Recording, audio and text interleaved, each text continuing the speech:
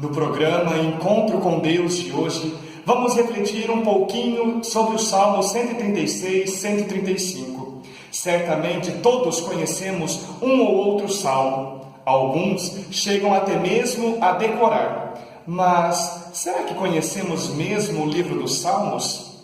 Os Salmos são chamados pelos hebreus de Tehelim, que significa hinos de louvor. O livro em si foi chamado de Sefer Tehilim, os livros dos hinos dos louvores divinos. A palavra salmo originalmente significava uma música cantada com acompanhamento de harpa ou de algum outro instrumento semelhante. Nenhum outro nome seria mais adequado para um livro que tem como características predominantes o louvor e a gratidão. Os salmos são como a música, concebidos para falar ao coração, repletos de conteúdo emocional, de imagens sensíveis. O autor, ao menos uma grande parte deles, foi o rei Davi, mas muitos são de opiniões que alguns deles foram feitos por aqueles cujos nomes aparecem nos títulos dos salmos, como Moisés, Salomão, Asaf, Etã, entre outros. Os salmos têm sido objeto de meditação e oração para os católicos ao longo dos séculos, porque foram constantemente usados publicamente pela Igreja em sua liturgia. Poderíamos dizer que a herança mais preciosa deixada pela sinagoga judaica e Igreja cristã é de fato o livro dos Salmos, que os sacerdotes da nova lei continuaram a recitar desde os primórdios do cristianismo. Os Salmos pertencem à terceira divisão do Antigo Testamento hebraico, os Ketuvim, os escritos. E o livro dos Salmos é dividido em 5 partes. E os Salmos 136 e 135 pertencem à quinta divisão do livro dos Salmos e não conhecemos quem seja o seu autor. Este salmo segue o esquema dos hinos de louvor.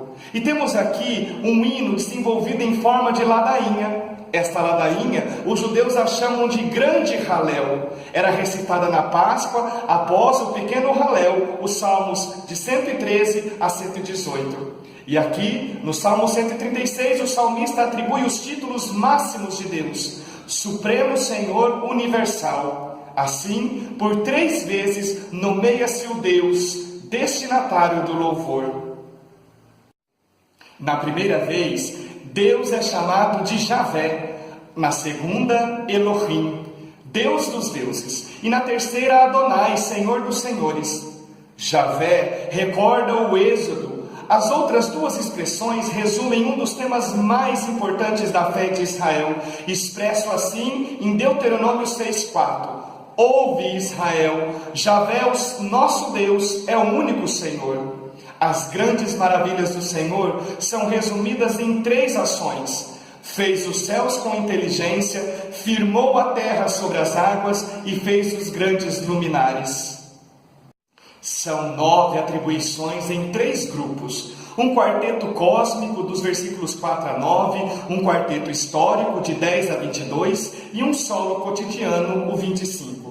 Sobre o quarteto cósmico, aparecem 4 criaturas do Senhor: céu, terra, sol, lua. Por detrás disso está o primeiro capítulo do livro do Gênesis, a narrativa sacerdotal da criação.